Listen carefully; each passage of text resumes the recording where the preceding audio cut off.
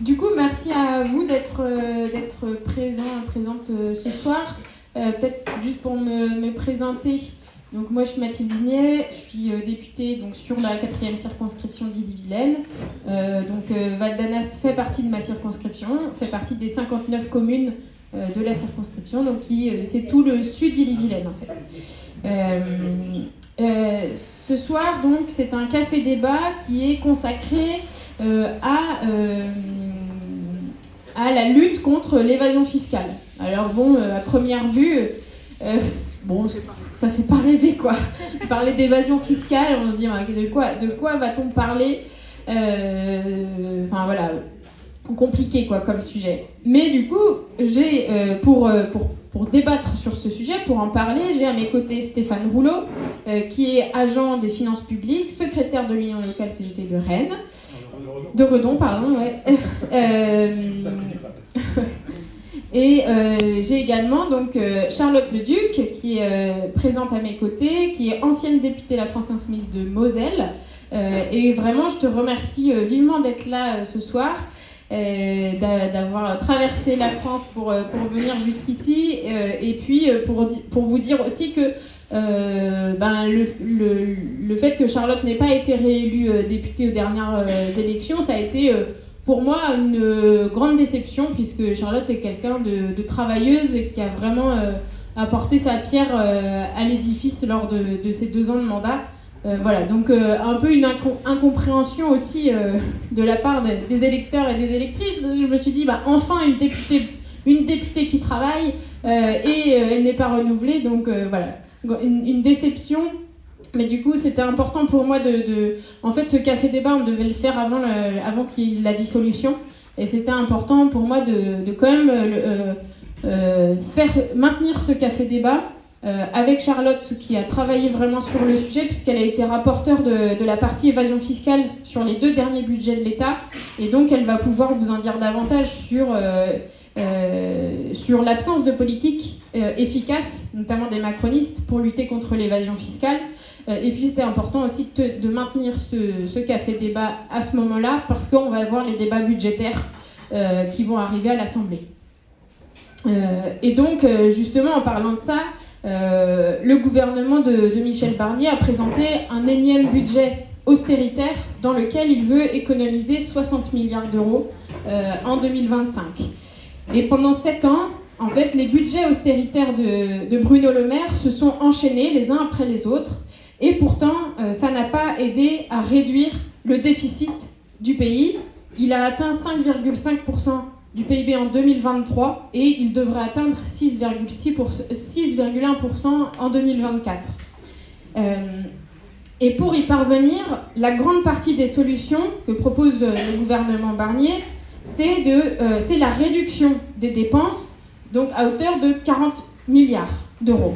Et donc, du coup, la question, mais pour des réductions de dépenses, mais pour réduire sur quoi ?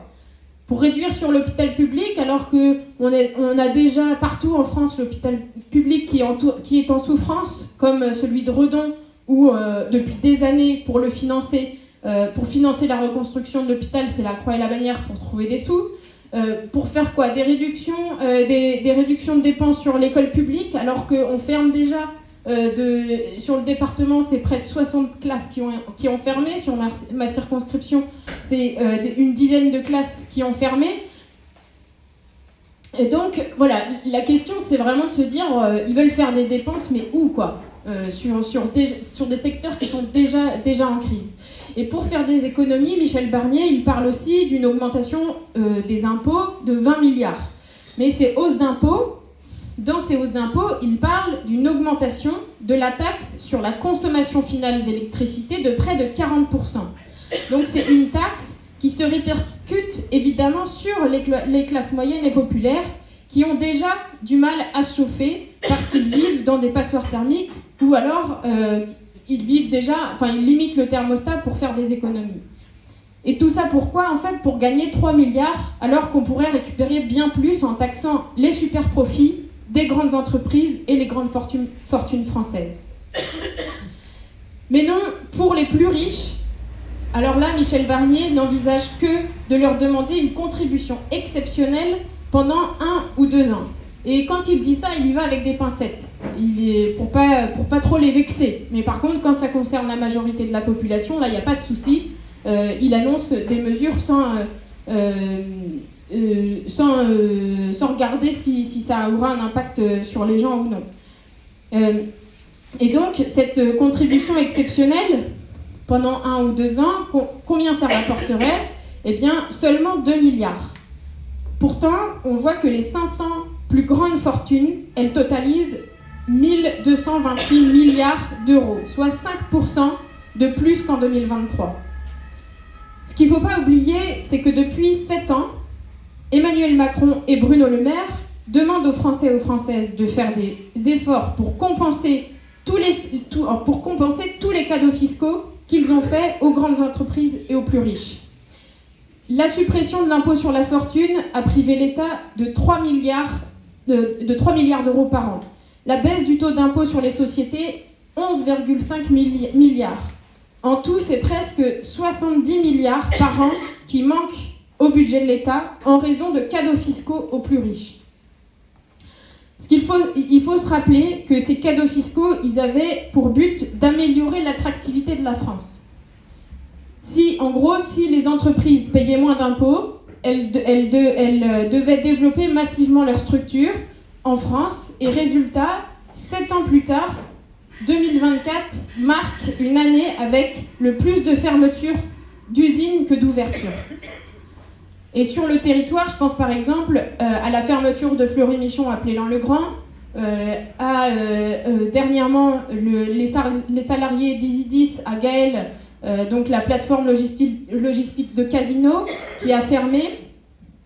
Et donc voilà, on constate que finalement, on a plus de fermetures et de plans sociaux massifs que d'ouvertures et d'usines.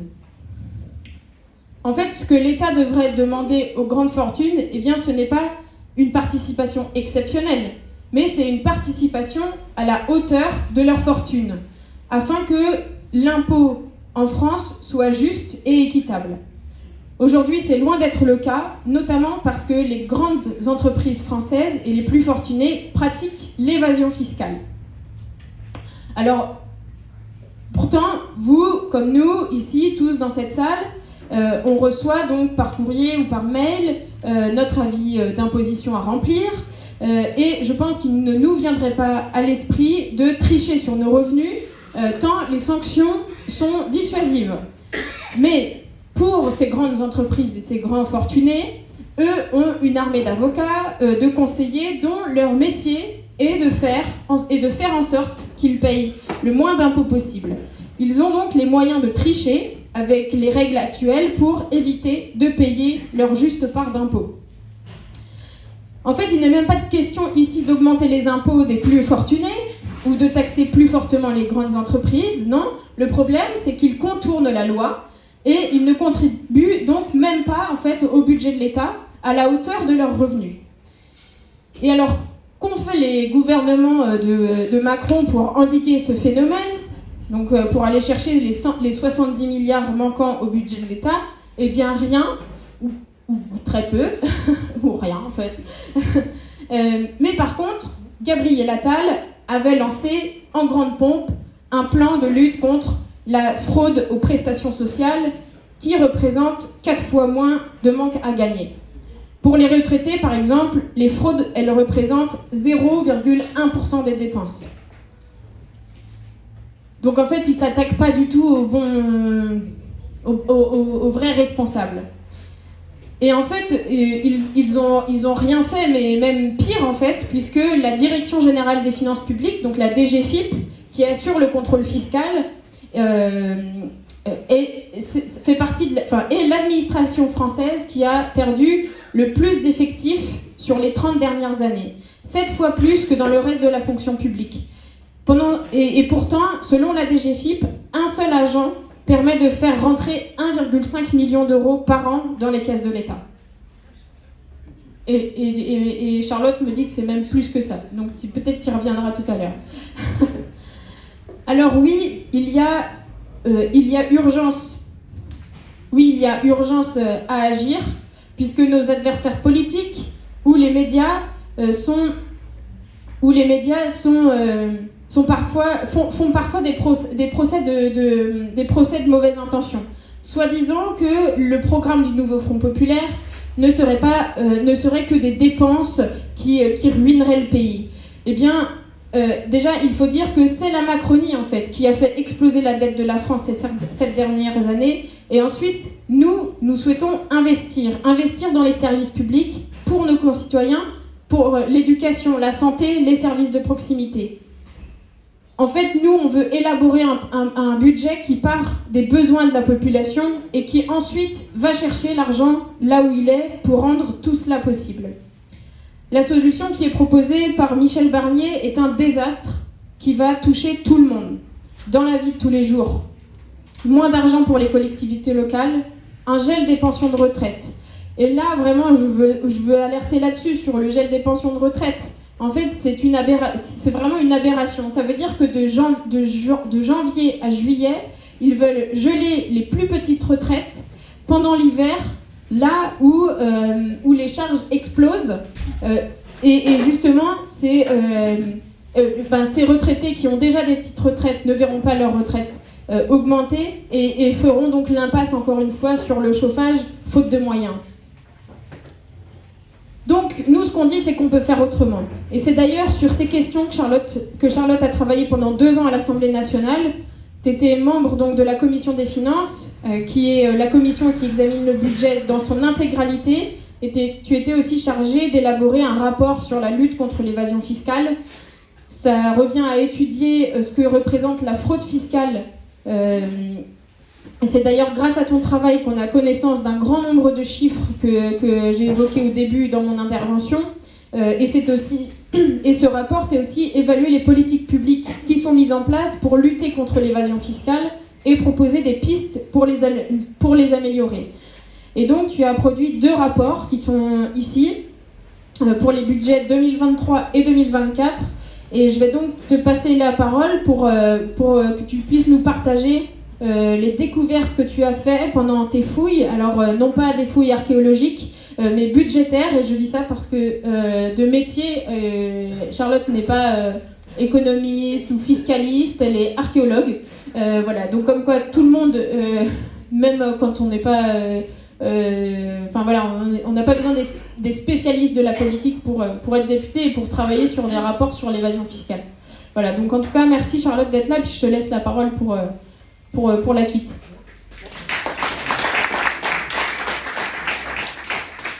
Merci Mathilde. Alors bonsoir à toutes et à tous. Alors je réitère les remerciements à Stéphane et Nelly de nous accueillir aujourd'hui au Steady, et puis merci à toute l'équipe parlementaire de Mathilde qui a contribué à organiser cette soirée. Et en effet, tu fais bien de préciser que je suis archéologue. Je trouve que c'est important de le dire parce que l'évasion fiscale, comme ça a l'air d'être un sujet super technique, ça l'est, mais en fait c'est aussi un sujet super politique dont n'importe qui pourrait s'emparer et doit s'emparer. Et c'est ce qui fait que parfois je jargonne pas forcément complètement de façon correcte. Peut-être que j'aurai des reprises de notre ami de la DGFiP de temps en temps, mais je crois que le sujet c'est de s'attaquer évidemment au fond politique de la question, et donc c'est par le travail avec mon équipe sur ces sujets-là que j'ai développé finalement une expertise profane, comme on peut en développer quand on travaille sur des sujets.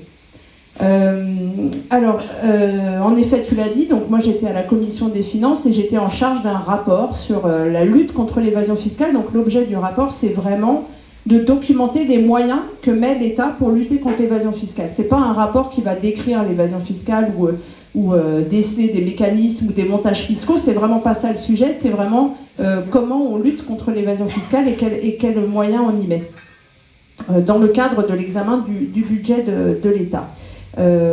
Alors il y a énormément de choses à dire là-dessus, mais je vais essayer de ne pas faire trop long pour qu'on ait un temps d'échange le plus possible ensuite. Et donc je vais organiser mon propos en 2 temps. D'abord, je vais redresser un peu un portrait de l'évasion fiscale. En gros, l'évasion fiscale, c'est quoi, c'est qui et c'est combien.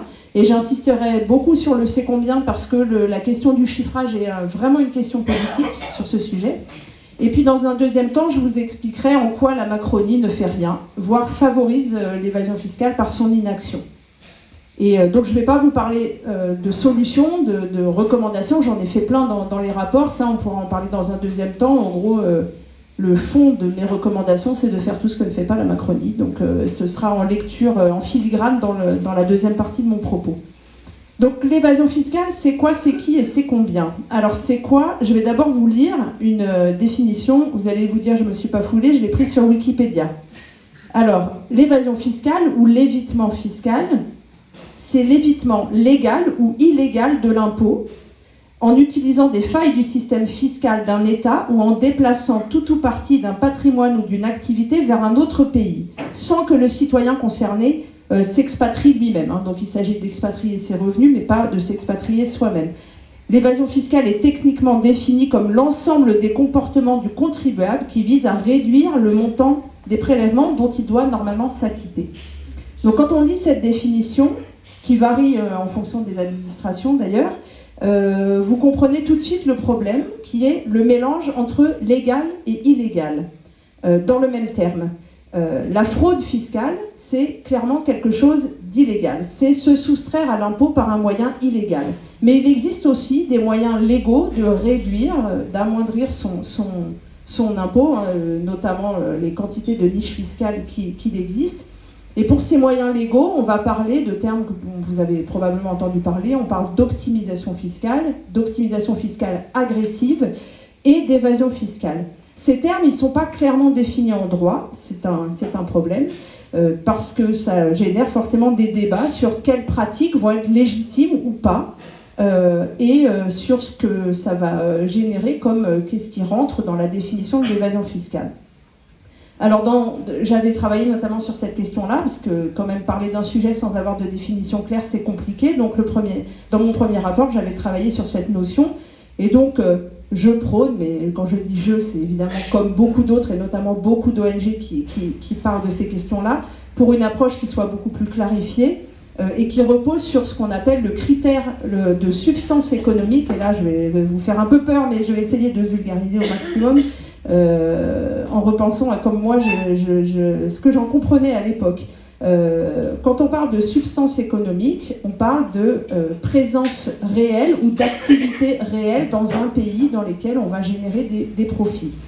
C'est ce qui va justifier l'implantation d'une entreprise dans un autre pays, et ça doit être justifié par une activité qui est réelle. En gros, quand on va avoir des profits d'une entreprise, là je prends l'exemple des entreprises qui sont générées, attribuées à d'autres pays, il faut qu'on se pose la question de savoir si cette délocalisation des bénéfices, si elle repose sur par exemple le fait qu'il y ait une main-d'œuvre spécialement qualifiée dans ce pays, est-ce qu'il y a des infrastructures spécifiques dans ce pays qui nécessitent que l'activité se déplace, est-ce qu'il y a une technologie particulière?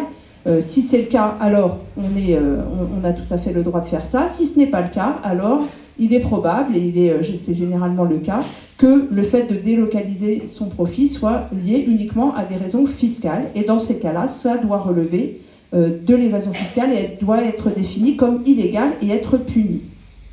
Donc, en gros, l'idée, c'est vraiment de dire que l'optimisation fiscale agressive devienne illégale. Et ça, c'est une évolution de notre droit qu'il faudrait qu'on puisse commencer à amorcer. Donc, on voit bien, dans les termes dans la question des définitions de l'évasion fiscale, on a les problèmes de définition qu'on a, ils mettent en lumière quelque part des failles béantes qui sont dans notre législation fiscale, qui ne colle plus à ce qu'est notre économie mondialisée. En fait, on a un décalage entre notre fiscalité et l'économie qui est mondialisée, qui permet des montages fiscaux qui noient la réalité économique qu'il y a derrière. Ces problèmes de définition, c'est pas un petit sujet, parce qu'évidemment c'est un argument, notamment pour la droite et la Macronie, pour le monde néolibéral, qui va permettre de dire en fait tout ça est légal, donc on ne peut rien y faire. Donc vous voyez bien ce qu'il y a derrière, l'impossibilité d'agir parce que légal. Et quand on y réfléchit, le terme même d'optimisation, il pose problème, parce que là vous avez un sous-entendu qui est extrêmement positif. Quand on optimise, on ne voit pas le mal qu'il y a derrière. Quelque part, ça sous-entend aussi et je reviens, tu l'as dit tout à l'heure, ça revient aussi à dire que si on pouvait tous le faire, on le ferait. Si on pouvait optimiser, et en fait c'est faux. Les gens n'ont pas forcément envie de payer, de s'extraire à l'impôt. Mais il y a vraiment tout un vocabulaire d'optimisation qui est problématique en soi. Quelque part, ça dit que c'est légitime de chercher à payer moins d'impôts. Donc vraiment, bien définir le sujet, c'est déjà quelque part un problème qui devrait être politique. Alors, ensuite, l'évasion fiscale, c'est qui ? Alors, évidemment, dans ce que je viens de vous décrire, dans les mécanismes que j'ai très légèrement évoqués, vous voyez bien que l'évasion fiscale, c'est pas monsieur et madame tout le monde, évidemment, parce que monsieur et madame tout le monde, nous n'avons pas les moyens et les possibilités de délocaliser nos revenus. C'est pas à donner à tout le monde.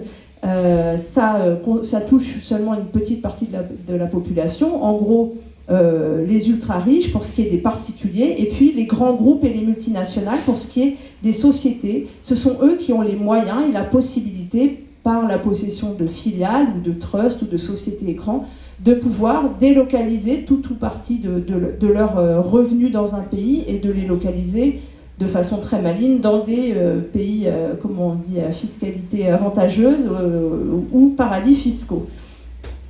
Vous n'avez pas tous et toutes ici des comptes dans un paradis fiscal, je pense, parce que vous n'y aurez pas beaucoup d'intérêt.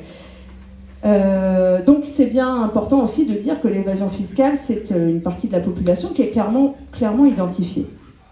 L'évasion fiscale, c'est combien ? Alors là, je vais insister vraiment sur cette question du chiffrage. Alors, la problématique du chiffrage, c'est que à l'heure actuelle, on ne peut pas chiffrer l'évasion fiscale d'après les contrôles de la DGFiP, qui est l'administration qui organise le contrôle fiscal, parce que actuellement, les contrôles fiscaux sont concentrés sur des dossiers qui vont présenter des anomalies. Donc, on a un biais dans l'échantillon qui fait l'objet de contrôles fiscaux, et on ne peut pas extrapoler à l'ensemble de la population d'un point de vue statistique. On a un biais d'échantillon. À l'heure actuelle, le chiffrage auquel on a accès, c'est celui qui a été produit par le syndicat Solidaire Finances Publiques. C'est un travail qui a été mené par des agents du contrôle fiscal, donc de Solidaire, qui ont fait un énorme travail de compilation issu des données du contrôle fiscal, mais issu surtout d'extrapolation et de croisement de multiples données. C'est vraiment un énorme travail qu'ils ont fait en 2013 et qui a été réactualisé en 2018. Et en 2018, le chiffre donnait, alors la fourchette est large, vous allez le voir, entre 80 et 100 milliards de manque à gagner par an. C'est-à-dire qu'il y a entre 80, donc la moyenne c'est, voilà, on tranche, on dit 100 milliards, c'est un chiffre qui est quand même extrêmement important, 100 milliards d'argent qui disparaît des caisses de l'État par l'évasion fiscale. Le chiffrage de Solidaire Finances Publiques, il est jugé crédible par nombre de spécialistes qui travaillent sur l'évasion fiscale. Moi-même, dans le cadre de mon rapport, j'ai auditionné la Cour des comptes, et le rapporteur que j'ai auditionné de la Cour des comptes me disait que ce chiffre était considéré par la Cour des comptes comme très crédible. C'est important de le dire parce que ce chiffrage, les macronistes le rejettent. Et c'est bien pratique pour eux, et vous allez voir pourquoi. Alors, c'est d'ailleurs pour ça, c'est le rejet de ce chiffrage qui a occasionné le projet de Gabriel Attal, l'année dernière, de créer un conseil d'évaluation des fraudes. En gros, il a dit, ce chiffrage-là est complètement fantaisiste, on ne sait pas ce que c'est l'évasion fiscale, donc nous on est sérieux, on va le chiffrer.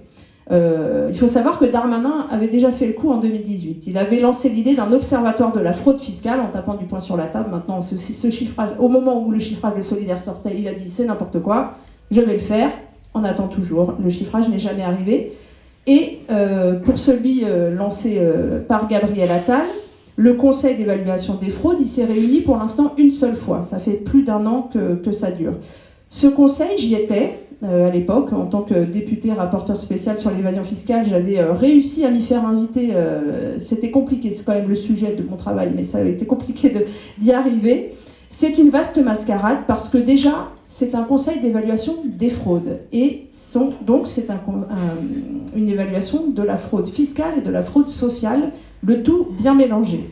Avec certes des gens de qualité dans le Conseil, vous avez notamment l'économiste Gabriel Zucman qui fait un travail formidable sur la question de l'évasion fiscale, qui y était invité, mais vous avez aussi des personnalités très problématiques comme Agnès Verdier-Molinier, je ne sais pas si vous la connaissez, J'entends des rires, je sens que vous la connaissez.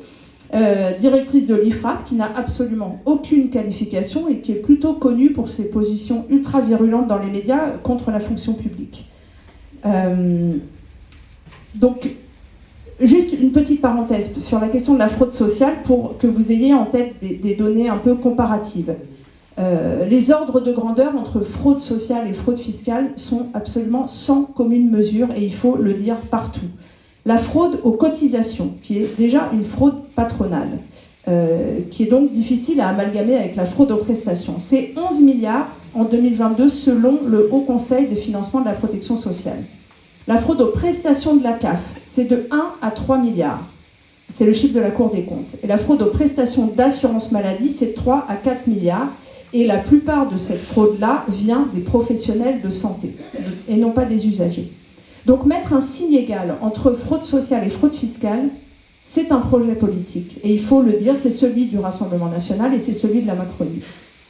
Pour en revenir au Conseil d'évaluation des fraudes, je vous le dis tout de suite, s'il se tient à nouveau, il n'en ressortira rien, ou pire, le risque, c'est qu'il en ressorte un chiffrage qui soit très minimisé et qui devienne le chiffrage officiel. Ce qui permettrait de faire briller les résultats de la Macronie en la matière, et c'est bien ça l'objet. C'est d'ailleurs ce qu'ils font, puisqu'ils s'érigent en champions avec soi-disant des résultats historiques qu'ils ont clamés sur tous les plateaux télé au printemps dernier. Ils ont été dire partout, notamment Gabriel Attal lui-même, qu'ils avaient réussi à mettre en recouvrement 15,2 milliards en 2023. Donc 15,2 milliards, c'est à peine 600 millions de plus que l'année précédente. Et si on compte l'inflation, on est sur une baisse. Et donc vous voyez bien là l'intérêt de mal chiffrer. Quand vous allez dire partout sur les plateaux télé que vous avez réussi à récupérer 15 milliards et qu'en face le chiffrage de l'évasion fiscale c'est 100, ça fait un peu moche quand même. Donc quand on rejette le chiffrage de 100 milliards, forcément ça passe mieux. Et donc j'en viens à la deuxième partie de mon propos qui est que pourquoi on a des résultats aussi mauvais, ces fameux 15 milliards de mise en recouvrement, c'est parce qu'on a, notamment sous les 2 mandats d'Emmanuel Macron, une destruction méthodique de l'administration qui est en charge du contrôle fiscal. Je vais redire les chiffres, mais tu l'as dit tout à l'heure, à la DGFiP, sur les 20 dernières années, c'est l'administration qui a perdu le plus d'effectifs de toute la fonction publique, 7 fois plus que dans le reste des administrations. Dans le contrôle fiscal, c'est 4000 postes en moins par rapport à 2010. C'est 1600 postes en moins juste sous le premier quinquennat d'Emmanuel Macron. Il y a aussi les douanes qui participent à la lutte contre l'évasion fiscale. Et là, on a affaire à une catastrophe qui est absolue. On a 17 000 douaniers en France seulement, alors qu'on en a 48 000 en Allemagne, qui a beaucoup moins de frontières que la France. On a aussi des services d'enquête qui sont en charge de la lutte contre l'évasion fiscale. Le service d'enquête judiciaire des finances, la Brigade nationale de répression des fraudes, le fameux service TRACFIN dont vous avez peut-être entendu, les services secrets de la fraude fiscale. Ils sont largement sous-dimensionnés face à leur mission. Toutes ces organisations, tous ces services, je les ai auditionnés et tous me l'ont confirmé. Pour ces administrations ou services, on parle là de manque de moyens humains, mais on parle là aussi de manque de moyens matériels. Ils ont une dette informatique extrêmement forte, c'est-à-dire vraiment des gros problèmes de mise en conformité du matériel informatique et des gros problèmes de formation. Et puis il y a aussi le volet justice pour l'évasion fiscale, parce que c'est aussi un point crucial de l'inaction de la Macronie contre les évadés fiscaux. Je peux vous donner par exemple le parquet national financier qui a été créé en 2014. Il n'a toujours pas les effectifs qui étaient prévus à sa création en 2014. Il manque toujours 4 magistrats, sans parler des besoins en assistants spécialisés qui sont en gros les petites mains qui gèrent les enquêtes.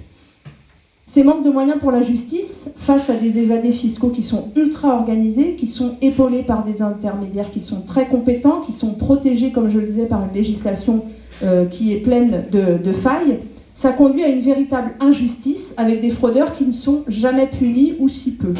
Et je vous donnerai l'exemple de ce qu'on appelle les CJIP, les conventions judiciaires d'intérêt public. Vous en avez peut-être entendu parler, notamment pour l'affaire McDo. C'est une forme de justice négociée avec les grandes multinationales qui vont préférer payer des amendes plutôt que d'aller au bout du volet justice et donc d'être condamnés. Et donc si on peut imaginer facilement que si les entreprises préfèrent payer l'amende, c'est qu'elles payent moins que si elles étaient redressées à hauteur de leur fraude. Donc pour finir, cette complicité, je vais essayer de ne pas être trop longue, mais cette complicité de la Macronie que je vous ai un peu évoquée là par le désarmement, ils aiment bien ça, on pourrait leur proposer de réarmer le contrôle fiscal, par le désarmement qu'ils ont organisé du contrôle fiscal et par l'impunité consentie aux fraudeurs, cette complicité, elle va s'exprimer aussi de façon beaucoup plus profonde et globale dans le discours même de la Macronie sur l'impôt. Le dénigrement de l'impôt auquel participe tout ce que je viens de vous décrire, c'est un point stratégique de la politique néolibérale de Macron. C'est un point central et il n'y a qu'à voir les réactions virulentes des ministres macronistes quand on est face aux timides propositions de Michel Barnier de mise à contribution exceptionnelle des ultra-riches. Vous voyez un peu les réactions. L'impôt n'est jamais décrit comme ce qu'il est, c'est-à-dire une contribution à hauteur de ses moyens, au pot commun, au service de l'intérêt général. On a eu 60 milliards de cadeaux fiscaux aux plus riches depuis les débuts de Macron. C'est l'équivalent, comme le disait Mathilde, de la saignée qui nous attend. Et quelque part, l'inaction sur l'évasion fiscale contribue largement au dénigrement de l'impôt. Le laisser-faire en la matière, ça contribue à miner ce qu'on appelle le consentement à l'impôt, qui est indispensable pour notre cohésion sociale. Parce que, on vous le disait tout à l'heure, tout le monde ici paye ses impôts. Et les honnêtes citoyens, comme les citoyennes, comme on pourrait dire, payent leurs impôts et ensuite ont affaire à des services publics ultra dégradés. Et du coup, il y a de quoi se demander pourquoi on paye. Et vous voyez, ça participe de ça. On détruit, on laisse détruire. Et puis, il y a des gens qui optimisent. Et nous, on n'arrive pas à optimiser parce qu'on est nul, on ne sait pas faire. C'est un peu ça le message. Et on devrait avoir tous envie de faire ça et surtout accepter les privatisations qui arrivent derrière la dégradation organisée des services publics. Donc, c'est vraiment un message de fond, quelque chose qui tient sur plusieurs jambes dans le discours de la Macronie. Et c'est pourquoi la justice fiscale, elle passe par le contrôle fiscal. Et je finirai là-dessus. Le contrôle fiscal, ça peut paraître très dévalorisant comme ça, mais en réalité, c'est le deuxième pied sur lequel repose notre système déclaratif. Chacun déclare lui-même ses revenus et son patrimoine. Ça tient en face si on a la possibilité ou la menace d'être contrôlé. Et de ce point de vue, je reviendrai rapidement sur la loi ESSOC de 2018. Peut-être que Stéphane pourra en reparler, je ne sais pas. Mais pour la loi ESSOC, c'est la loi qu'on appelle pour une société de confiance, qui a fait énormément de mal au contrôle fiscal avec le fameux droit à l'erreur généralisé, qui est devenu finalement un droit à frauder, où on a fait complètement basculer la vocation du contrôle fiscal. Tout ça participe, je le disais, de ce dénigrement de l'impôt contre lequel nous devons vraiment lutter. Donc en conclusion, pour aller passer ensuite la parole, la Macronie, elle ne lutte pas contre l'évasion fiscale, qui est un véritable fléau. Elle laisse faire et même elle contribue à la favoriser et c'est un véritable scandale. Et c'est un scandale dont on doit toutes et tous s'emparer.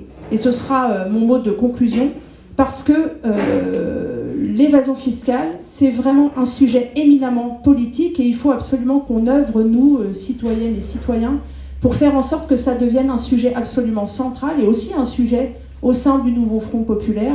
Alors j'en doute pas avec le profil de Lucie Castet, Première ministre, parce qu'elle a quand même travaillé sur l'évasion fiscale. Alors moi j'attends qu'une chose, c'est qu'elle se retrouve Première ministre pour qu'on puisse enfin avancer sur ces sujets. Je vous remercie.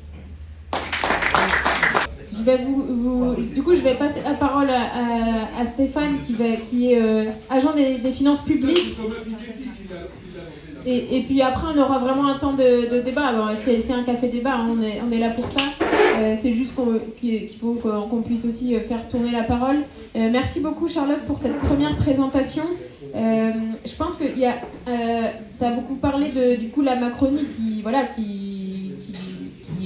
qui a organisé ça, hein, qui organise finalement l'exonération fiscale, ou en tout cas qui laisse faire et qui ne regarde pas. Et tu l'as évoqué un moment, mais je pense que c'est quand même important de rappeler aussi que le Rassemblement national, il est d'accord avec ça. T'en as parlé un moment, mais voilà, je réinsiste là-dessus sur le fait que Le Rassemblement national est d'accord avec ça pour laisser faire et aussi voilà, et priorise la fraude sociale alors que tu l'as dit, ça représente des montants bien inférieurs, quoi.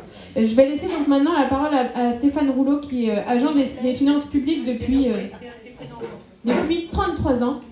Et donc, là, tu vas témoigner de réalités de terrain, vraiment, et des missions, des moyens qui sont dédiés à l'administration des finances publiques, qui a certainement évolué depuis le début où tu as commencé et aujourd'hui. Et du coup, est-ce que tu peux nous dire en quoi tous ces changements, ils impactent aujourd'hui notre capacité à lutter contre l'évasion fiscale ? Allez, go, on va y aller. Alors, je vais essayer d'être rapide. Hein. Je vais vous donner un peu des chiffres, mais qui donnent en perspective ce qui est devenu les difficultés qu'on a effectivement dans le contrôle fiscal en définitive. Alors, il faut comprendre qu'avant 2008, il y avait deux directions. Il y avait la comptabilité publique d'un côté et la DGI de l'autre. Hein, c'était le Trésor public d'un côté et les centres des impôts de l'autre côté. Et à l'époque, les effectifs globaux, c'était autour, alors je vais parler en équivalent temps plein, c'était 125 000 agents. Alors grosso modo, en comptant les personnes qui étaient à temps partiel, c'était 130 000 personnes. Là, maintenant, 26 ans après, on n'est plus que 93 000. C'est un plan social, c'est ce qu'on appelle, vu de l'extérieur, un plan social. Et contrairement à ce qu'il y avait... Alors, dans le même temps, et Attal l'avait signalé, il avait parlé du contrôle fiscal, mais la machine est enclenchée, hein, c'est-à-dire qu'on parle de période, hein, 2003, 2027, et 2027, on ne sera plus que 92 000. Voilà. Donc, vous voyez, on part de 140 000 à 92 000 personnes. Alors, on est bien d'accord, hein, depuis 2008, ça a évolué. Il y a l'arrivée du numérique dans nos services, mais enfin, bon, il faut bien comprendre que si on rapporte autant, quelqu'un donnait un chiffre, 1,5 million par agent, alors on est quand même un peu con quand même de faire des suppressions d'emplois alors qu'on rapporte autant individuellement. Mais c'est là où on comprend effectivement que c'est politique. C'est éminemment politique. Alors évidemment, tout le monde ne fait pas du contrôle fiscal à la DGFiP. Bon, alors, essentiellement, on collecte les impôts, on dépense également, on accompagne les collectivités, on est de bons conseils à la fois auprès des particuliers et des collectivités, et on fait un peu de contrôle fiscal. Alors, à peu près, les agents qui font du contrôle fiscal, c'est grosso modo 10 000 personnes. Et dans le même temps, les plus chevronnés, ce qu'on appelle les vérificateurs, ils ont également diminué. Voilà. Donc,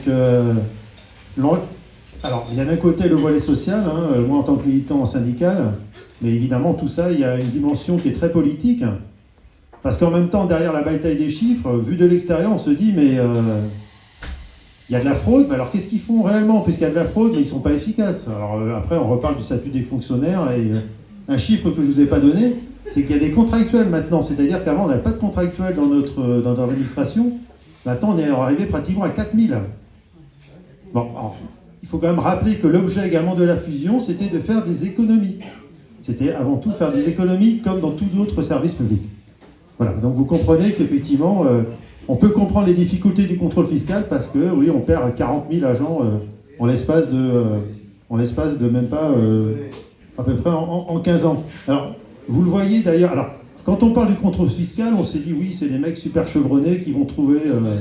on peut penser par exemple à Rémi Garnier, qui est un militant syndical CGT, qui est à l'origine de l'affaire de Cahuzac, qui a eu des difficultés, qui a même été brisé dans sa carrière. Cahuzac, au début, c'est un contrôle. Il y a un vérificateur qui est derrière tout ça. On a une administration qui n'a pas envie que quelqu'un de la DGFiP s'attaque à quelqu'un qui est connu. Il a fallu qu'il se batte. Et finalement, vous vous souvenez ce qui s'est passé, Cahuzac, c'est qu'il avait réellement des comptes à l'étranger. Alors, je ne vous explique pas le mal qu'il nous a fait également dans notre ministère.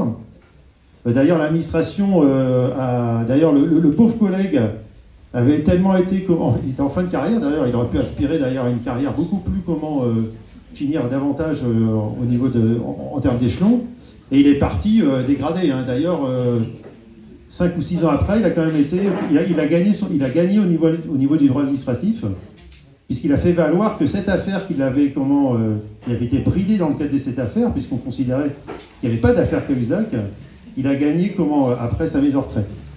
Alors, le contrôle fiscal, c'est pas que les chevronnés. Le contrôle fiscal, ça commence dans les petits services. Mais regardez dans nos campagnes ici, là, sur la circonscription de Redon, on a perdu une partie des effectifs de Bain. Bain-de-Bretagne, la trésorerie, elle a été fermée. Pipriac a fermé, Mort a fermé, Plélan a fermé. Et Redon, une partie des services également a fermé. Alors, évidemment, tout le monde ne faisait pas du contrôle fiscal, mais enfin, c'est comme si, par exemple, vous avez des brigades de gendarmerie en campagne, vous enlevez la moitié des brigades de gendarmerie, bah, évidemment, la sécurité, comment sur le territoire, se fait moins. Bah, c'est exactement pareil. Voilà. Alors, on paye le double d'impôts, là, maintenant. En tout cas... Ah bah, moi, je paye le double d'impôts que les impôts. Alors, laisse-moi terminer. Si je peux terminer, pardon. En tout cas, ce qui est certain, c'est qu'en...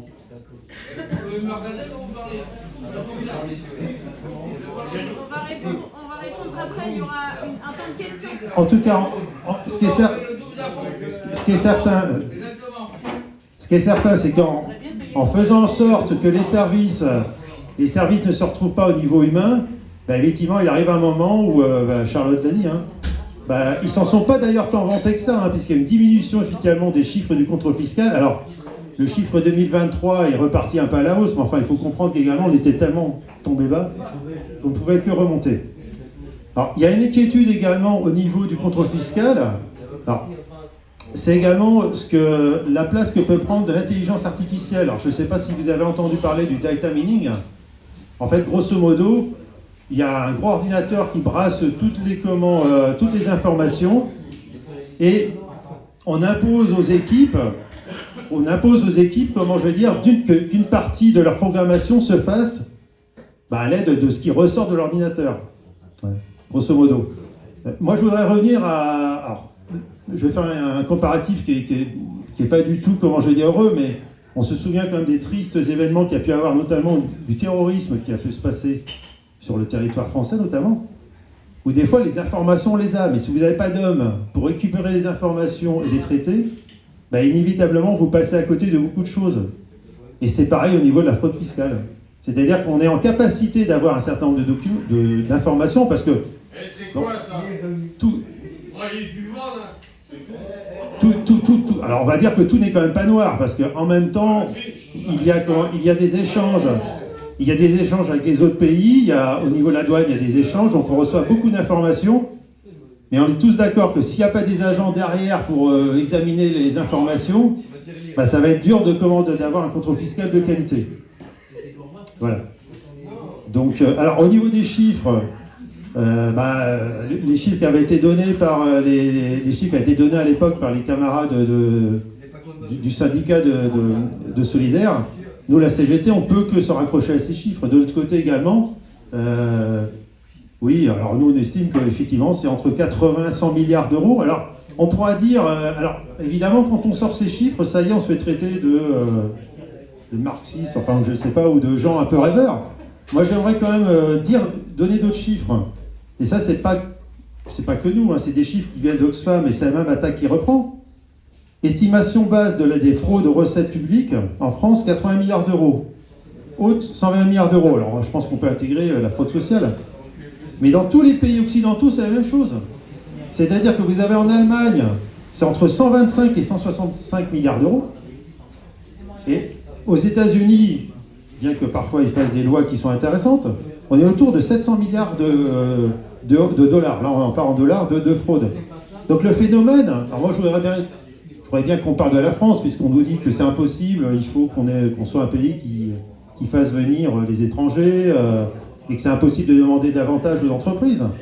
Mais enfin, c'est quand même exceptionnel. C'est quand même là où le capitalisme, comment je veux dire, est le plus implanté, et c'est là qu'il y a quand même le plus de fraude. On les sort pas comme ça du chapeau de Garcimore, les chiffres. Hein. Les chiffres existent. Hein. Donc, alors après, on peut se nourrir de ces chiffres, et après on arrive à l'aspect politique que tu as abordé, effectivement, où je vais en terminer. C'est vrai que c'est plus facile, évidemment, dans l'administration, c'est toujours plus facile de s'attaquer aux petits. Hein. C'est pas difficile, de toute façon, vous maintenant, vous êtes salarié, retraité, les chiffres sont directement mis sur sur la déclaration, vous n'avez plus qu'à regarder si c'est bon. Évidemment, plus on a d'argent, plus on est en capacité de frauder et d'être en évitement d'impôts. Je vais quand même rajouter quelque chose, c'est que parmi les conseillers, notamment de ceux qui optimisent la fraude fiscale, alors on peut parler de fraude, on peut parler en termes de fraude fiscale, on peut parler d'irrégularité fiscale, d'évasion fiscale, et c'est quand il y a des anciens collègues à nous qui travaillent également, qui travaillent pour ces entreprises ou ces cabinets comptables. C'est-à-dire qu'il y a une politique de débauchage de la part du privé vers notamment des vérificateurs, des gens qui ont une connaissance très aiguë de ce qu'il faut faire ou ne pas faire. Et il y a des ponts d'or qui sont offerts à des anciens collègues. Alors rassurez-vous, il y a beaucoup de collègues qui gardent la fibre de la fonction publique, qui ont des principes. Mais alors moi j'ai même eu une fois une discussion avec un ancien inspecteur. Et vous avez des personnes qui sont dans des services de contrôle au niveau national, qui partent avec la petite valise. C'est-à-dire qu'ils savent dans un bilan d'une entreprise, quelles peuvent être les anomalies qui peuvent contribuer à un contrôle fiscal. Vous voyez, ils partent avec une technicité, une expérience qui n'est pas négligeable, et ce sont eux également qui participent à ce qu'on ait de l'argent en moins. Voilà. Mais bon, comme dit Macron, il suffit de traverser la rue pour avoir un métier. Donc, mais c'est une réalité. On a des collègues qui en face d'eux, ils ont des cabinets qui sont largement, qui ont beaucoup plus de besoins que nous, beaucoup plus de moyens que nous. Donc c'est pas simple. Ils ont parfois d'anciens collègues. Alors, je ne vous explique pas la tête des anciens collègues quand ils se retrouvent face à des personnes qu'ils ont connues. Alors, je terminerai par la dimension. Tu vas parler de l'informatique, effectivement. Le prélèvement à la source nous a coûté un pognon de dingue, alors qu'il suffisait simplement de mensualiser la moitié de nos concitoyens, puisque la moitié paye de l'impôt, l'autre partie ne paye pas, mais ils en payent tout autant, puisqu'ils payent de la TVA et des taxes sur le carburant. Mais c'est vrai que là, on est en énorme inquiétude, parce qu'on a compris depuis un certain temps, et notamment par rapport à ce qu'a dit Barnier, c'est que le volet informatique, c'est un sujet qui est très sensible chez nous. Et si l'informatique ne marche pas, on est bien en capacité maintenant, avec moins d'agents et plus de dépendance par rapport à l'informatique, le contrôle fiscal, on risque de s'en ressentir. Donc on est comme tout le monde, on est dans l'inquiétude à savoir ce qui va s'annoncer sur les prochains jours. En tout cas, je termine avec des chiffres. La TVA collectée, c'est 240 milliards d'euros chaque année. C'est 90 milliards net, puisqu'il y a une partie qui est reversée. On a donné des chiffres. Le déficit annuel, grosso modo, c'est 150 milliards. Il est évident qu'on est dans la capacité de donner un chiffre global sur les fraudes. Ça arrive pratiquement au même niveau. On va dire entre 120 et 150 milliards. Et moi, je dis toujours à ceux qui ont des entreprises, si vous voulez que les cotisations soient moins élevées, il faut que vos copains qui fraudent arrêtent de frauder. Parce que s'il y avait davantage rentré à la fois d'impôts et de cotisations, peut-être que les impôts seraient peut-être moins élevés et les cotisations le seraient sûrement moins. Voilà. Merci.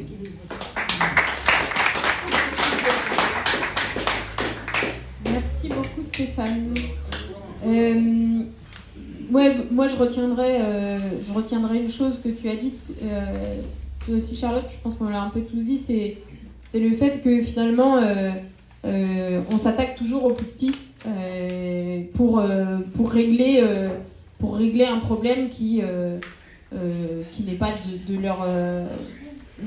leur responsabilité, et on le voit finalement dans plein de secteurs. Peut-être que tu avais dit quelque chose. Je vais juste compléter, on a parlé de McDo tout à l'heure. Et le McDo, quand même, c'est 1 milliard. La condamnation record de McDo pour fraude fiscale, c'est 1 milliard. C'est un groupe, 1 milliard. Vous imaginez quand on vient nous emmerder pour cette histoire de retraite ou de réforme de retraite, c'est 10 milliards. Vous imaginez avec une seule entreprise qui a été pris sur le fait, c'est 1 milliard. Donc on est en capacité, les chiffres, c'est pour ça qu'il faut se battre avec les chiffres. Voilà. Est-ce qu'il y a des questions ?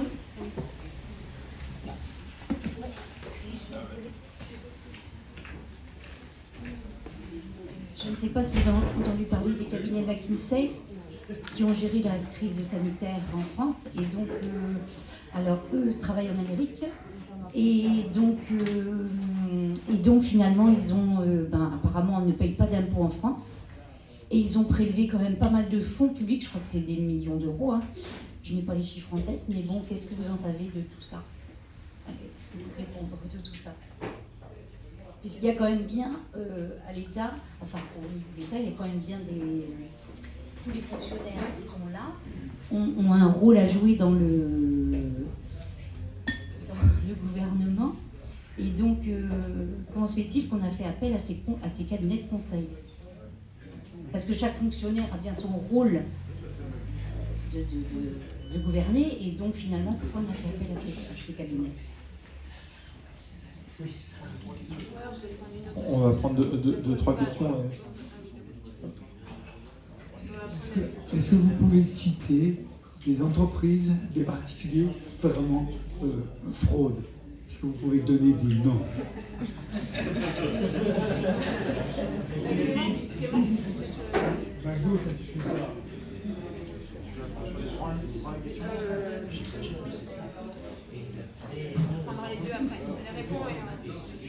Alors, sur la question de McKinsey, peut-être que vous avez vu le dernier Cache Investigation sur le sujet, je vous le recommande. Il est passé il n'y a pas très longtemps. Avec les cabinets de conseil McKinsey, on est au cœur de la Macronie et du fonctionnement de la Macronie, vraiment. C'est-à-dire qu'on a des cabinets de conseil américains qui travaillent pour les politiques depuis très longtemps en réalité. Hein, c'est assez ancien, mais avec Emmanuel Macron, ça a explosé, les commandes auprès de McKinsey.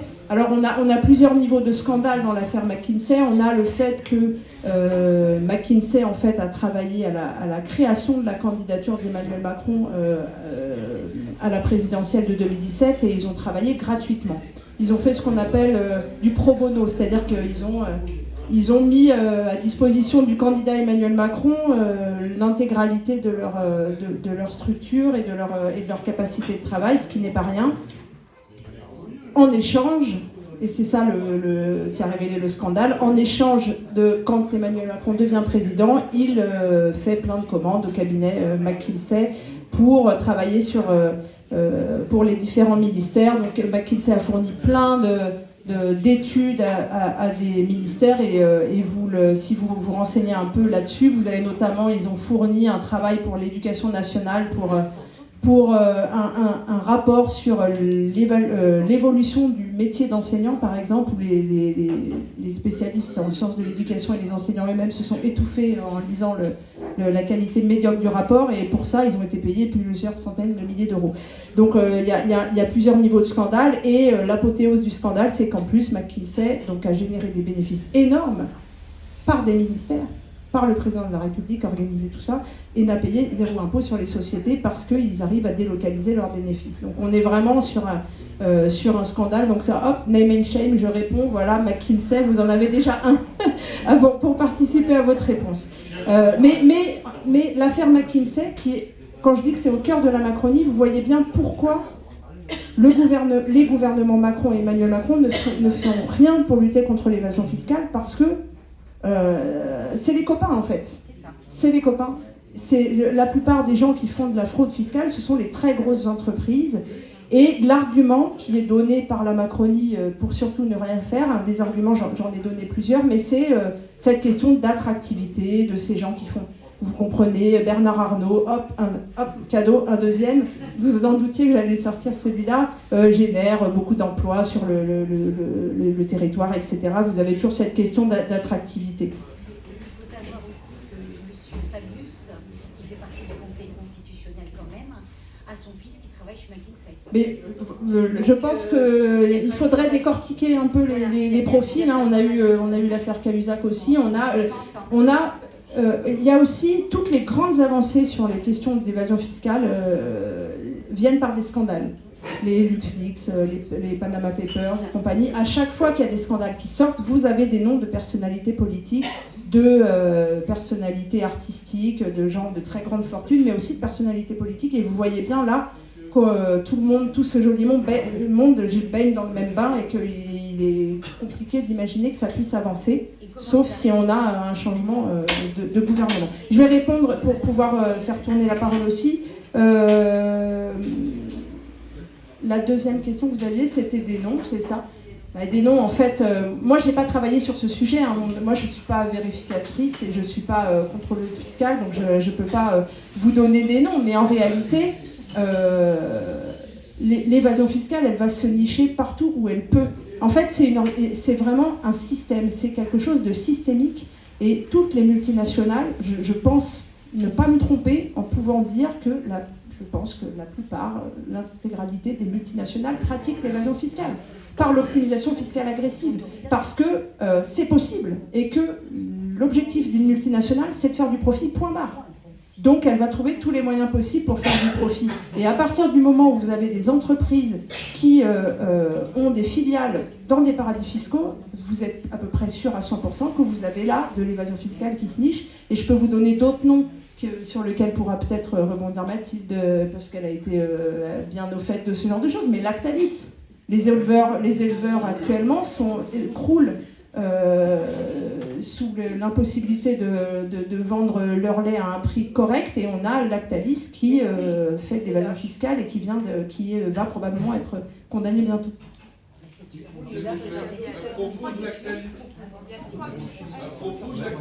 Monsieur, chacun son tour, vous avez déjà eu la parole.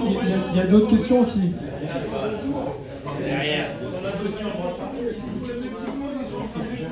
Excusez-moi, c'est la première fois que je parle. Excusez-moi, c'est la première fois que je parle. Je peux? Merci. Alors moi, j'ai une question à poser, c'est quelle solution peut-on faire? Augmenter le nombre de fonctionnaires qui font les contrôles, changer les lois, simplifier et essayer de limiter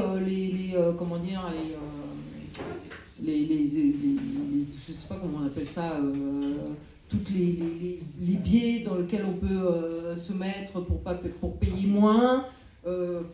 Comment peut-on résoudre ce problème? Parce que c'est pas que le temps de la Macronie qu'il y a de l'évasion fiscale. Je pense qu'avant il y en avait, avant il y en avait encore. Depuis toujours il y a de l'évasion fiscale. Donc comment peut-on faire pour lutter et que chacun paye l'impôt à la hauteur de ce qu'il a à payer, hein?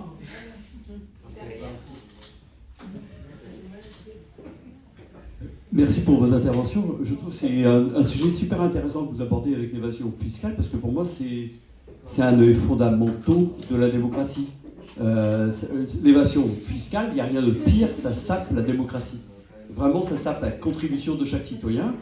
Chaque citoyen, même qui ne paye pas beaucoup d'impôts, qui paye de l'impôt et qui voit de l'évasion fiscale, est révolté. Ça se comprend, ça s'entend, ça se voit dans certains votes, malheureusement. Moi, je voulais revenir sur ton idée. Qu'est-ce qu'on doit faire? C'est vrai que c'est pas simple en tant que citoyen. En tant que citoyen, il n'y a pas. C'est en alerte, évidemment, mais il y a les lanceurs d'alerte, Christian l'évoquait tout à l'heure, qui en prennent plein le nez, mais vraiment plein le nez. Vraiment, ceux qui lancent un peu des choses là-dessus. On a vu des enquêtes qui ont fait vraiment très très mal aux lanceurs d'alerte sur l'évasion fiscale. Et comment les soutenir? Faut adhérer à des partis politiques, évidemment, mais aussi adhérer à des associations comme Oxfam qui font un boulot remarquable. Oxfam est reconnu depuis toujours sur ce dossier-là. Maintenant, j'avais une petite question un peu technique, mais tout à l'heure, Christian évoquait l'idée d'un retour de TVA de 240 milliards d'euros, si c'est bien juste. Oui, c'est recettes brutes. Recettes brutes, ouais, c'est ça que tu as dit. Et les recettes brutes de l'impôt sur le revenu, c'est de quelle échelle? 90 milliards d'euros. Pardon? 90 milliards d'euros. Les impôts sur le revenu, c'est 90 milliards d'euros? C'est-à-dire moins que l'évasion fiscale? Ou autant? Ça dépend sur quel point on se situe, mais c'est quasiment équivalent. Non, mais c'est assez grave. Non, mais fondamentalement, je te pose la question parce que pour moi, c'est fondamental. Je reviens. L'évasion fiscale sape la démocratie. On a parlé beaucoup de la France et pas du niveau européen. Parce qu'on a un sujet, à mon avis, c'est l'évasion fiscale intra-européenne. avec des pays qui sont en fait des paradis fiscaux comme l'Irlande, les Pays-Bas ou le Luxembourg. On a parlé de name and shame et il y a des sujets sur notamment les Pays-Bas où les grandes entreprises européennes localisent leurs profits et ça fait des boîtes noires qui servent à Carlos Ghosn et à d'autres à financer des gens comme Dati. Donc un sujet, enfin ma question voilà, c'est quelle est notre position et quels sont les moyens qu'on peut utiliser au niveau européen pour construire une solidarité fiscale européenne.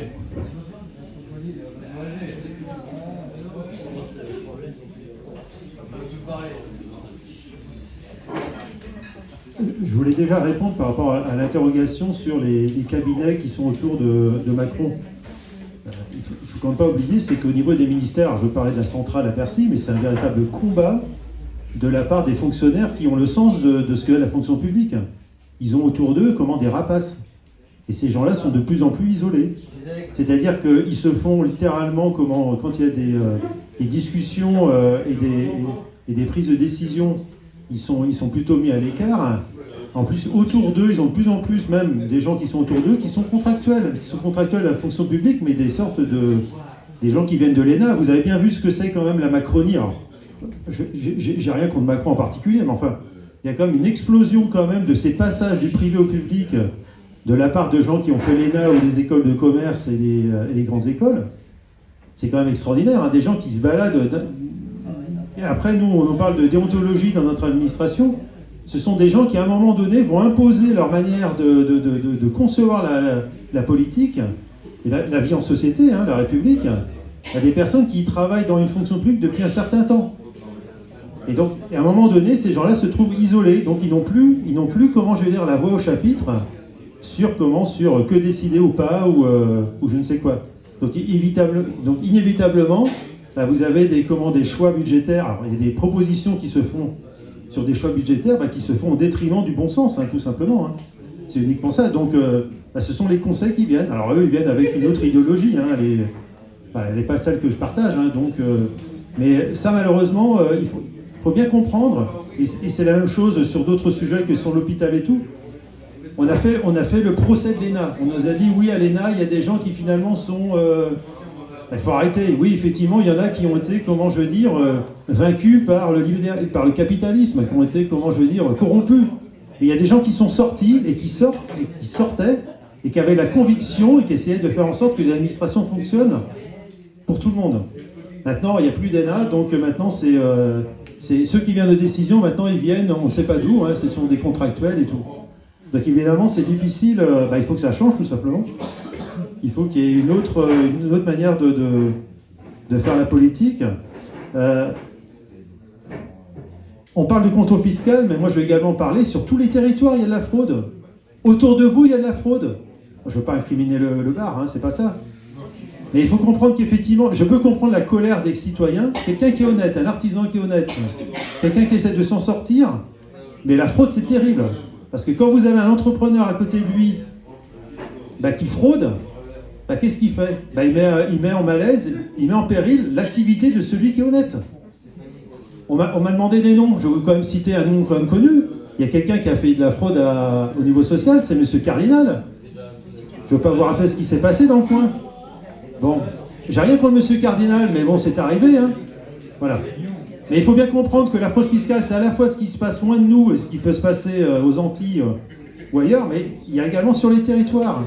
Et je pense que c'est ça aussi qui est destructeur, c'est-à-dire qu'en fait, vous avez une économie réelle qui essaie de fonctionner avec des gens terriblement qui veulent respecter les règles, qui se trouvent dépassés, et autour d'eux, il y a des gens qui ont des entreprises ou des hommes qui ont des comportements qui sont aux antipodes de ce qui devrait être, parce qu'ils éludent des droits au profit de tous, hein, évidemment, moins d'hôpital, bref, je ne veux pas refaire toutes les conséquences. Donc il faut que ça change. Si vous voulez que ça change, il faut voter autrement, on va dire. Hein, voilà. Non, on a bien voté.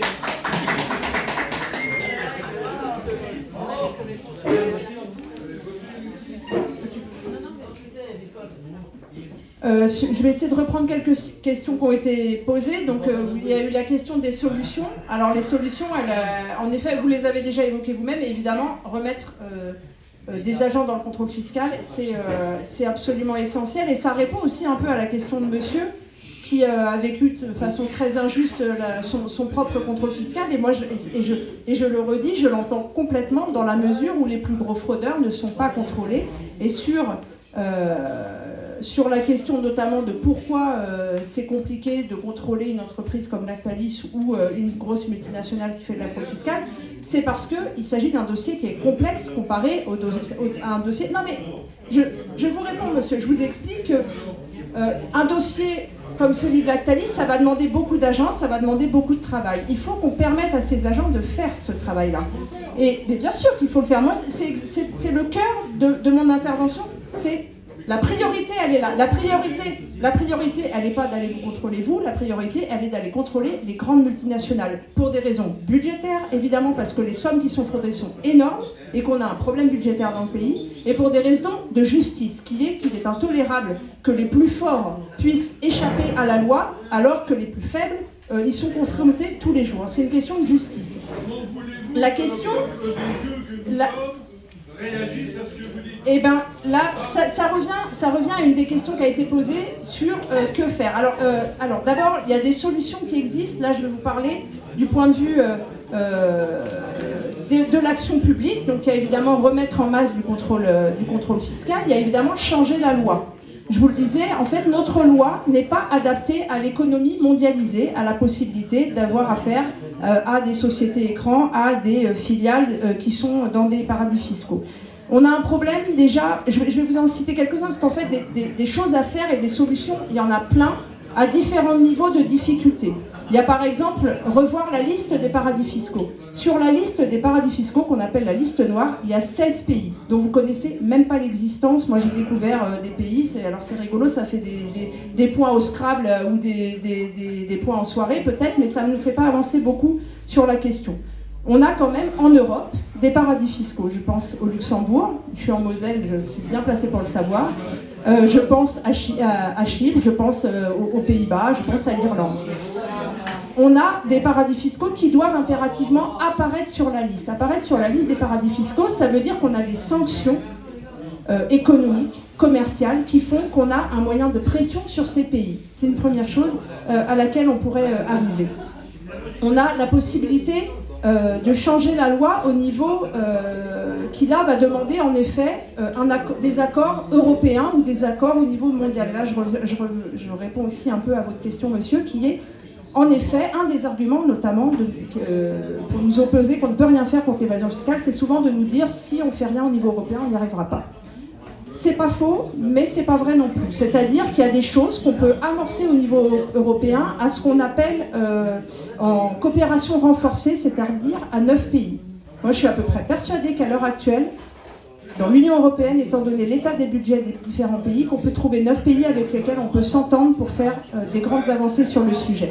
Et on pourrait tout à fait être leader sur la question et au moins amener les choses sur la table dans le débat. Je pense par exemple à une possibilité qui est ce qu'on appelle la taxation unitaire. Alors je vais essayer d'expliquer ça simplement. En gros, la taxation unitaire, c'est considérer qu'une multinationale est une entité unique et qu'elle est imposée au niveau de ses bénéfices mondiaux. Je vous prends un exemple, Apple. On va considérer l'ensemble des bénéfices d'Apple au niveau mondial et on va calculer un impôt sur lequel les pays se seront mis d'accord. Ou alors l'impôt de chaque pays, vous me dites si je ne suis pas très claire. Mais en gros, on prend l'intégralité des bénéfices d'Apple et chaque pays va estimer ce qui lui revient selon une clé de répartition sur laquelle tout le monde se sera mis d'accord. Par exemple, combien d'emplois, combien de salariés d'Apple sur le territoire, combien de ventes de produits Apple sur le territoire. Et à partir de là, on se répartit l'impôt qui a été calculé au niveau mondial, ce qui fait qu'il n'y a plus d'érosion de l'impôt. Apple doit payer l'intégralité et c'est les pays entre eux qui se mettent d'accord. Il n'y a plus aucun intérêt pour Apple de faire de la délocalisation. Parce qu'une des pratiques des multinationales de délocalisation qui est la plus répandue et qui est très complexe à mettre en évidence pour les agents, et ça me permet de vous répondre, monsieur, j'essaie de faire des boucles entre les questions, qui est très compliqué à mettre en évidence pour les contrôleurs fiscaux, c'est ce qu'on appelle les prix de transfert. C'est-à-dire que vous allez avoir, par exemple, McDo, qui est la société mère est basée au Luxembourg, comme c'est marrant. Elle choisit de s'installer au Luxembourg Et en fait, elle va faire payer à tous les McDo de France des loyers démesurés, ou elle va faire payer le fait d'utiliser sa marque, la marque étant déposée au Luxembourg. Et donc, les McDo de France vont payer des redevances à la société mère. Et comme par hasard, ces redevances vont être à peu près équivalentes aux bénéfices faits dans le pays. Ce qui fait que l'intégralité des bénéfices va au Luxembourg. Il n'y a plus d'impôts possibles en France parce qu'il n'y a pas de bénéfices déclarés en France. Et l'intégralité des bénéfices sont au Luxembourg et sont taxés par le Luxembourg, qui est un paradis fiscal, donc beaucoup moins. Et c'est comme ça qu'Apple ou que McDo va faire de l'évasion fiscale. C'est ce qu'on appelle une manipulation des prix de transfert, qui sont tout à fait légaux. Et en fait, le problème pour les agents fiscaux, c'est d'arriver à mettre en évidence qu'il y a manipulation des prix de transfert. Et pour ça, ça veut dire que les contrôleurs fiscaux doivent être en capacité de comparer des multinationales qui font exactement les mêmes produits pour dire que ah oui, là c'est quand même un peu plus cher, un peu moins cher. Ça n'arrive jamais dans le milieu des multinationales, donc c'est quasiment impossible à faire. Généralement, j'en parlais encore avec des contrôleurs fiscaux qui travaillent sur ces sujets. Quand ils demandent à examiner les prix de transfert, ils reçoivent des dossiers qui font des milliers de pages en anglais et ils sont dans l'incapacité totale de mettre en évidence des manipulations de prix de transfert. Donc vous voyez, les multinationales sont armées pour nous échapper à l'impôt, ce qui n'est pas votre cas. Et donc, c'est en ça que c'est injuste et c'est en ça que vous vivez une injustice et vous avez tout à fait raison de la pointer. La nécessité d'être avec nous. Voilà.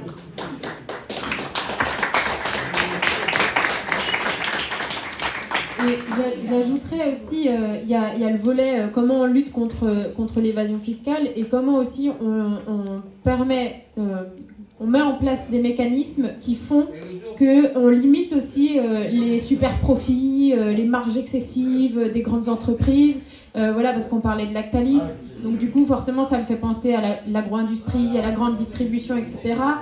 Où en fait, et nous, c'est ce qu'on avait porté, le fait d'encadrer les marges de la grande distribution et de l'agro-industrie, parce qu'aujourd'hui, on voit que à la fois les agriculteurs ne sont pas payés dignement de leur métier et que sur des courses, sur 100 € de course, sur 100 € de course que va payer un consommateur, il y a 7 € qui va revenir au producteur. Donc, et le reste, c'est de la marge pour la grande distribution, pour l'agro-industrie. Donc en fait, encadrer les marges, plafonner les marges, c'est aussi permettre d'éviter que les grandes industries, les grandes entreprises se fassent du beurre se gavent sur le dos des consommateurs et des producteurs, et parce que du coup on voit bien après ce qu'il en suit. Plus ils vont accumuler des richesses, plus il va falloir faire de l'optimisation fiscale ou de l'évasion fiscale. Donc en fait il y a deux, je pense qu'il y a plusieurs volets en fait à tout ça. Sur la parole Stéphane et puis Juste pour préciser, c'est qu'en général, quand on est haut fonctionnaire, on ne signe pas la CGT, il y en a très peu, on le saurait. Voilà, et on n'a rien, alors bon, on a chez nous, on n'est pas tous exemplaires à la CGT, hein, je suis pas du tout en train de défendre ma boutique. Ce qui est certain, par contre, c'est qu'on est pour un consentement de l'impôt et que pour chacun contribue à hauteur de ce qu'il a. Ça, c'est le plus important. On est surtout pour ça. Mais c'est vrai que le témoignage du citoyen qui est des mines, on se heurte en fait, à une administration qui est gangrénée par des pratiques qui ne sont pas du tout pour les services publics. Hein. C'est-à-dire que c'est au bénéfice on va dire du capital, c'est beaucoup plus simple. Hein. Mais il suffit déjà de regarder. Alors, on peut en vouloir aux collègues qui n'iraient pas à tel ou tel endroit, mais enfin, ils ont des velléités, mais il y a des interventions politiques. On a des chefs de division à Bercy qui verrouillent. Moi, j'ai eu le témoignage dans les années 90 de quelqu'un qui apparemment s'intéressait c'est ce qu'on appelait ADNEF, Direction nationale des enquêtes financières. Le dossier tapis, ça faisait un moment qu'il était sur le... Bah oui, on parle de nom, alors il est mort, donc je peux en parler, hein. Mais il était dans le coffre du chef. C'est-à-dire qu'il avait la combinaison du coffre et les collègues qui voulaient s'intéresser, bah, ils ne pouvaient pas. Voilà. Alors c'est pas évident, il y a beaucoup d'endroits où vous êtes limité par la hiérarchie, avec des gens qui viennent là pour 2 ou 3 ans et qui repartent, hein, parce que c'est ça, hein, qui se permettent de vous contrôler et qui repartent. Et puis il y a une réalité, c'est-à-dire que quand vous êtes en difficulté parce que vous avez des problèmes d'informatique, vous avez des difficultés parce que vous perdez des collègues à côté, parce qu'on a quand même une perte de sens collectif, hein. On vous encourage également au télétravail, au travail à domicile. Il y a une perte de technicité, et vous avez en face de vous, vous avez des gens qui ont des moyens considérables, et qui, dès qu'il y a une petite erreur de procédure, tout tombe, bah, c'est très difficile. Et je le répète, si vous avez en plus en face de vous des anciens collègues qui connaissent, qui sont partis avec la valise et toutes les ficelles du magicien, c'est quasiment impossible. Alors, la seule manière que parfois on a de s'en sortir, et ça là, par contre se pose la question du statut des lanceurs d'alerte, bah, c'est quand ça échappe aux politiques. On demandait des noms, Balkany, c'est un scandale.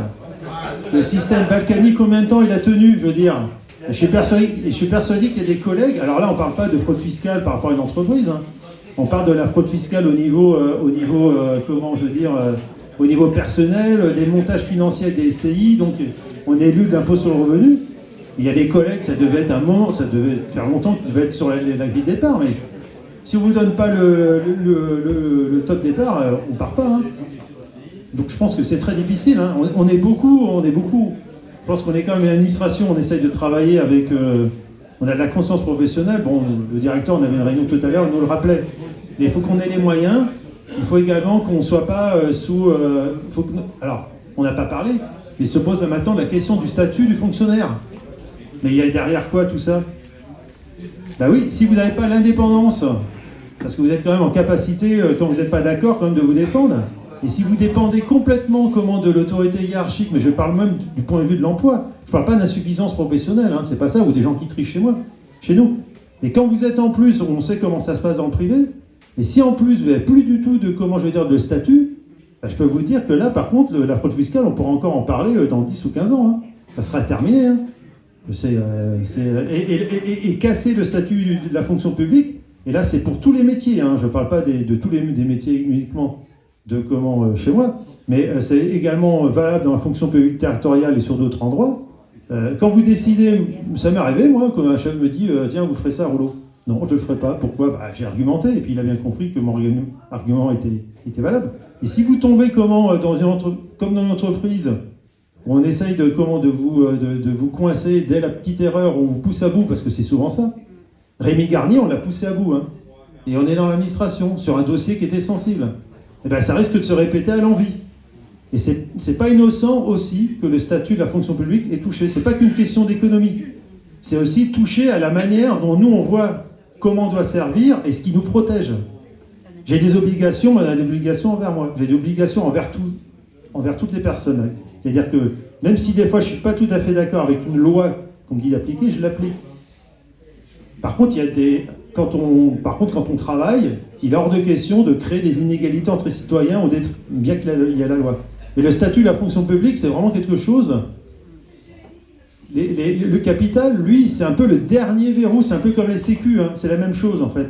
C'est les derniers, ils essayent de déverrouiller ça, hein. C'est terrible.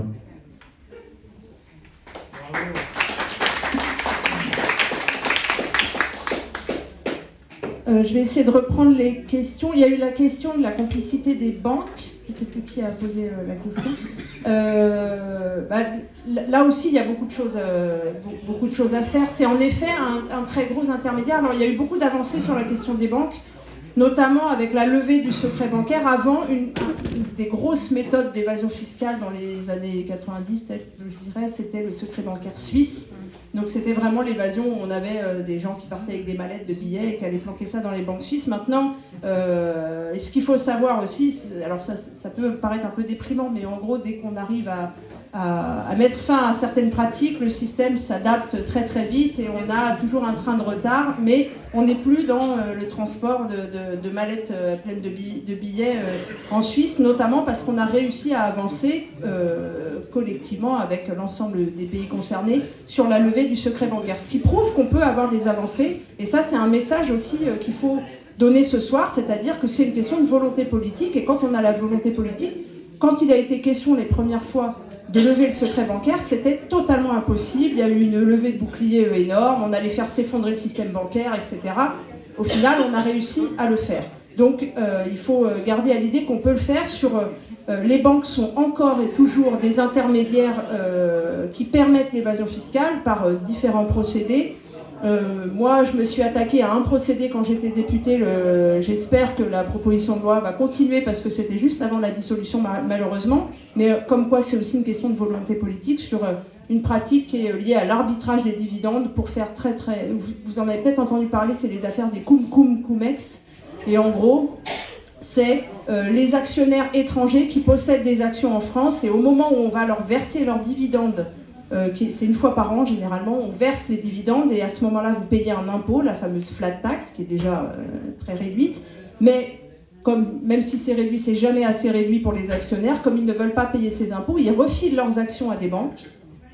Du coup, c'est la banque qui est ciblée comme étant détentrice de l'impôt, mais les banques ne payent pas l'impôt sur la flat tax en tant que société. Donc elles ne sont pas imposables, elles possèdent l'action le temps de la levée de l'impôt, et puis quand la levée de l'impôt est passée, elles refilent l'action à l'actionnaire. C'est clairement de la fraude, ça a été identifié comme étant de la fraude par l'administration fiscale, mais ça continue à courir, ça a coûté 33 milliards à la France au cours des 20 dernières années. Et ça, c'est une pratique sur laquelle un simple dispositif législatif peut régler le problème. Moi, j'ai travaillé dessus avec l'administration fiscale, le truc est dans les tuyaux, sauf qu'il ne passe pas la barrière de l'inscription à l'ordre du jour de l'Assemblée nationale, parce que les députés macronistes viennent nous dire que nous allons participer à faire s'effondrer le libre cours des flux de marchandises et blablabla, et les actions, tout ça, vous comprenez, si vous arrêtez de faire en sorte qu'on puisse passer aux banques nos actions comme ça, tout va s'effondrer. La même chose que pour le secret bancaire, donc vraiment pour vous dire à quel point c'est des questions de rapport de force, et là j'en viendrai à ma conclusion. Nous, ce qu'on peut faire, et vous, ce que vous pouvez faire, et vous, ce que vous dites aussi, et je pense à monsieur qui est très révolté sur le sujet, c'est clairement s'emparer du sujet d'un point de vue politique. C'est-à-dire que c'est un sujet qui avait été notamment mis sur la table pendant la crise des Gilets jaunes. Les Gilets jaunes ont réclamé de la justice fiscale. Et c'était la première fois depuis longtemps que dans les manifestations, sur les ronds-points, on voyait le mot ISF, on voyait le mot évasion fiscale, on voyait le mot justice fiscale. Et ça, c'est un sujet qu'il faut que nous soyons en capacité à remettre sur le tapis à chaque fois. Ça veut dire interpeller vos élus. Vous pouvez toujours interpeller Mathilde Digné, mais je crois qu'elle est bien au courant sur le sujet. Mais vous avez des élus macronistes partout sur le territoire. Et à un moment donné, quand ce type de texte arrive à l'Assemblée, parce que peut-être les collègues arriveront à le faire, il faut que vous alliez interpeller vos élus, il faut que vous leur disiez que l'évasion fiscale, ça doit être un sujet central de l'action publique. Et que ça suffit d'aller chercher le fraudeur social, ça suffit d'aller chercher le type qui galère à payer les fins de mois, parce qu'il faut aussi savoir, et je finirai là-dessus, la fraude sociale, c'est peanuts dans le pays, et vous avez 30% des personnes qui ont droit à des allocations et qui ne les demandent pas. Donc quand on dit qu'on a des gens qui sont assistés, qui profitent du système, c'est factuellement faux. Ceux qui profitent du système, ce sont les ultra-riches et ce sont les multinationales, et c'est eux qu'il faut cibler, et c'est eux qu'il faut cibler politiquement, et c'est aussi votre boulot. Merci.